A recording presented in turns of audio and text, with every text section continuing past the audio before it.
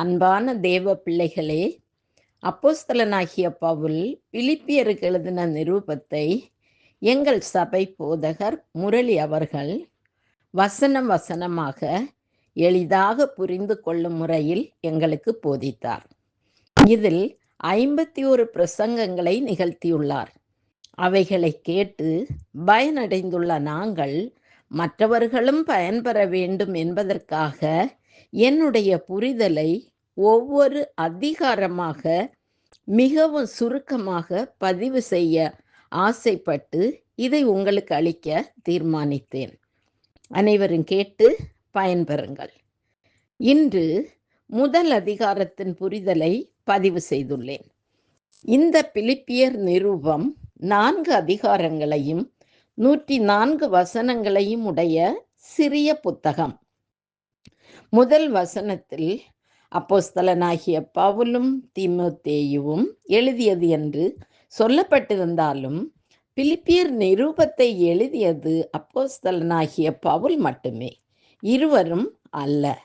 அக்காலகட்டத்தில் தீமோத்தேயு பவுலோடு இருந்திருக்கலாம். இந்த புத்தகம் ஒரு கடிதமாகும். பவுல் ரோம சிறையிலிருந்துதான் இக்கடிதத்தை எழுதுகிறார். யாருக்கு எழுதுகிறார் என்றால் பிலிப்பு சபையில் உள்ள பரிசுத்தவான்களுக்கு. இப்புத்தகத்தின் மைய கருத்தே சந்தோஷத்தை குறிப்பதாகும். உண்மையான இரட்சிப்பின் அனுபவம்தான் சந்தோஷம். இப்படிப்பட்டவர்களுக்குத்தான் பவுல் கடிதம் எழுதுகிறார். முதலாவதாக, பிதாவாகிய தேவனாலும் குமாரனாகிய இயேசு கிறிஸ்துவினாலும் இவர்களுக்கு கிருபையும் சமாதானமும் வாழ்த்துதலாக கூறுகிறார். இங்கு சொல்லப்பட்டிருக்கும் கிருபை விசேஷமானது, விசித்திரமான கிருபை, ஆச்சரியமானது, அற்புதமான கிருபை. இந்த கிருபையை எந்த ஒரு கொம்பனாலும் வாங்கவும் முடியாது, சம்பாதிக்கவும் முடியாது. நாம் யாரென்று பார்த்து நமக்கு தருவதும் அல்ல இந்த கிருபை. கொஞ்சமும் தகுதியே இல்லாத நமக்கு தேவன் அருளும் உன்னத இலவச ஈவே கிருபை. இந்த கிருபையை பெற்றவர்களால் சமாதானத்தையும் பெற முடியும். இரட்டை இலை போன்று இரண்டையும் பிரிக்கவே முடியாது. சுவிசேஷத்தை பிரசங்கித்த ஒரே காரணத்தால் தான் பவுல் கட்டுண்டவனாக சிறையில் இருக்கிறார். அவர் சிறையில் இருந்தாலும் மிகுந்த சந்தோஷமாக இருக்கிறார். எதனால் இந்த சந்தோஷம்? அதற்கு அடிப்படையே நன்றிதான். ஒரு மனிதன் எத்தகைய கஷ்ட நஷ்ட பயங்கரமான நெருக்கடியான சூழலில் இருக்கும் போதும் இது ஆண்டவரின் அனுமதி இல்லாமல் நடைபெறாது என்று அவரை ஸ்தோத்தரிக்க முடியும் என்றால் அவனால் நிச்சயமாக சந்தோஷமாக இருக்க முடியும். இதுதான் கட்டப்பட்ட சூழலிலும் பவுலுக்கு சந்தோஷத்தை கொடுத்தது. என்றுமே அழியாத சொத்து தேவன் மட்டுமே என்பதை பவுலால் உணர முடிந்தது. 8-9 வசனங்களில் சபை மக்களின் வேத அன்பு பெருகவும் தெய்வீக வளர்ச்சிக்காகவும் ஜெபிக்கிறார். தேவனை அன்பு செலுத்துகிறவர்களால் மட்டுமே சக மனிதர்களிடமும் அன்பு செலுத்த முடியும். இந்த இடத்தில் நம்மால் பகைவர்களையும் நேசிக்க முடிகிறதா என்று ஆராய்வது மிகவும் முக்கியமானதாகும். இந்த அன்பு வேதம் தரும் அறிவிலும் பகுத்தறிவிலும் பெற்றுக்கொள்ள முடியும். எப்படியெனில், நேர்மையான நற்கிரியை நிறைந்த வாழ்வே தேவனுக்கு மகிமையை கொடுக்க முடியும். இப்படி வாழ நம் வாழ்வு தூய்மையாக இருக்க வேண்டும்.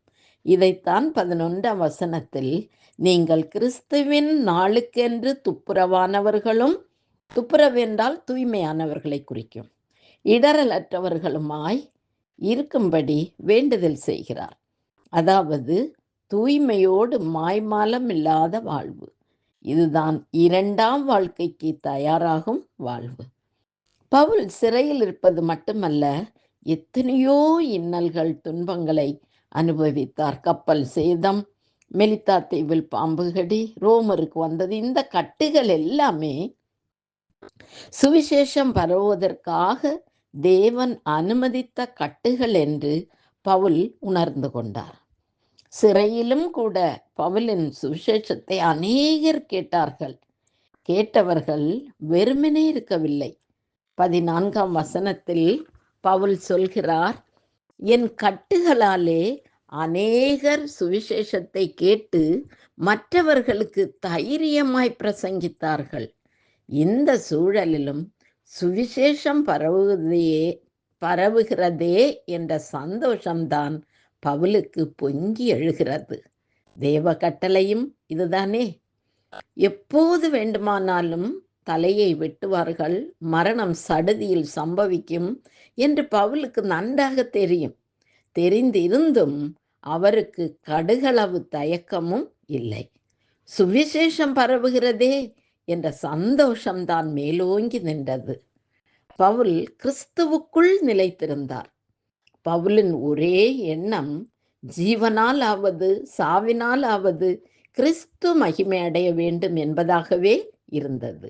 இன்று நமது வாழ்க்கையின் குறிக்கோள் எதுவாக இருக்கிறது?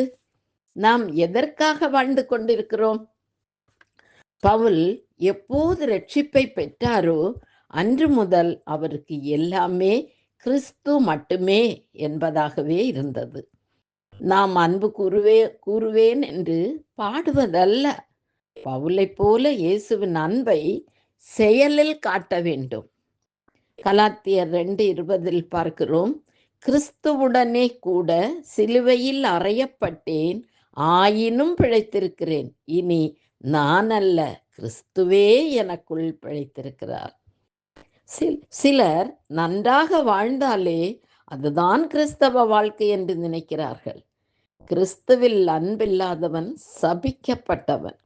21ஆம் வசனத்தில் பவுல், கிறிஸ்து எனக்கு ஜீவன், சாவு எனக்கு ஆதாயம் என்று சொல்லுகிறார். கிறிஸ்துவை ஜீவனாக கொண்டு வாழாதவர்களால் சாவு எனக்கு ஆதாயம் என்று சொல்லவே முடியாது. பவுல் என்ன சொல்லுகிறார் தெரியுமா? நான் மரித்தவுடனே கிறிஸ்துவோடு கூட இருப்பேன். இந்த பரிசுத்தவானுடைய நம்பிக்கைதான் நமக்கும் இருக்க வேண்டும். இப்பொழுது பவுலுக்கு மரிக்க வேண்டுமா பிழைக்க வேண்டுமா என்ற ஒரு தெய்வீக சங்கடத்தை பார்க்கிறோம். என்னவெனில், பவுலுக்கு தேகத்தை விட்டு பிரிந்து இயேசுவோடு இருக்க அதிக ஆசை. அது அவருக்கு அதிக நன்மையாக இருக்கும் என்கிறார். நமக்கு இந்த ஆசை இருக்கிறதா? பரலோகமே என் சொந்தமே என்று காண்பேன் என்று வெறுமனே பாடுவதல்ல. பவுல் இதற்காக ஏங்குகிறதை பார்க்கிறோம். இன்னொரு பக்கம் பவுல் உயிரோடு இருப்பது சபைக்கு பிரயோஜனமாயிருக்கும், அதிகமாக பிரயாசப்படுவேன் என்கிறார். அவர்கள் இன்னும் முதிர்ச்சி அடைய வேண்டும், விசுவாசத்தில் வளர வேண்டும். வளரும்போது சந்தோஷமும் வளரும் என்பதே பவுலின் குறிக்கோள். இதிலிருந்து நமக்கு என்ன தெரிகிறது? தேவ பக்தியில் கிறிஸ்தவ வாழ்க்கையில் முதிர்ச்சி அடைய வேண்டும். நம்மை கிறிஸ்துவுக்காக பயன்படுத்த வேண்டும், கிறிஸ்துவுக்காக உழைக்க வேண்டும். பவுல் சபை வளர்வதற்காக பரலோகத்தையே தள்ளி போடுகிறார். நமது சபை வளர வேண்டும் என்ற சிந்தை நமக்கு இருக்கிறதா? நாம் இறப்பதற்கு தயங்குகிறோமா அல்லது ஆசை வளருகிறதா? ஆசை வருகிறதென்றால் அதுதான் கிறிஸ்தவ வாழ்வின் முதிர்ச்சி. பவுல் சுவிசேஷத்தின் மீது வைத்திருக்கும் தீராத தாகத்தை உணர்ந்த நாம் சபை மூலமாக கற்றுக்கொண்ட பாடத்தை தெரியாத மக்களுக்கு பயன்படுத்தலாமே. இதனால் தேவ ராஜ்யம் வளருமே. சுவிசேஷத்திற்காக நாம் இதுவரை எடுத்த முயற்சிதான் என்ன என்பதை சற்று சிந்திப்போமா? இன்றைய நாளில் நாம் காண்கிற பொழுதுபோக்கு சபைகளை ஒழித்து கட்ட வேண்டுமென்றால் சபையாக சத்தியத்திற்காக உறுதியாக நிற்க வேண்டும். அன்றைய நாளில் மார்ட்டின் லூதர் உண்மை சத்தியத்துக்காக தனிநபராக நின்று போராடி வெற்றி பெற்றதை நினைவில் கொள்ளலாமே.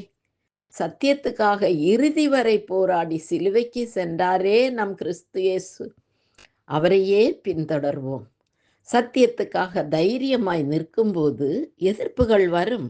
சாத்ராக், மேஷாக், ஆபேத்நேகோ இறுதி வரை கர்த்தருக்காக உறுதியாக நின்றார்களே.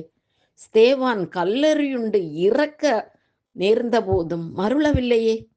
கிறிஸ்துவ நிமித்தம் பாடுபடுவதை பாக்கியமாக கருத வேண்டும், சந்தோஷமாக ஏற்றுக்கொள்ள வேண்டும்.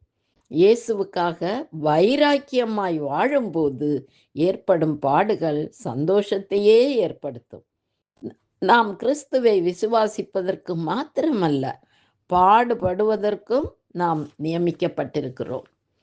இப்படி இந்த முதல் அதிகாரத்திலிருந்து அப்போஸ்தலனாகிய பவுல் அநேக பாடுகளை சந்தித்தும், சிறையில் கட்டப்பட்டிருந்தும், கிறிஸ்துவின் பொருட்டும் சுவிசேஷத்தின் பொருட்டும் அவர் அடைந்த நிலையான சந்தோஷத்தை பற்றி சிறிது கற்றுக்கொண்டோம். இதுபோலவே நாமும் சுவிசேஷத்திற்காக நின்று பாடுகள் வந்தாலும் பின்வாங்காமல் சந்தோஷமாக ஏற்றுக்கொண்டு நம் ரட்சிப்பை உறுதிப்படுத்துவோம். அடுத்த பதிவில் 2ஆம் அதிகாரத்தை கற்றுக்கொள்வோம். நன்றி.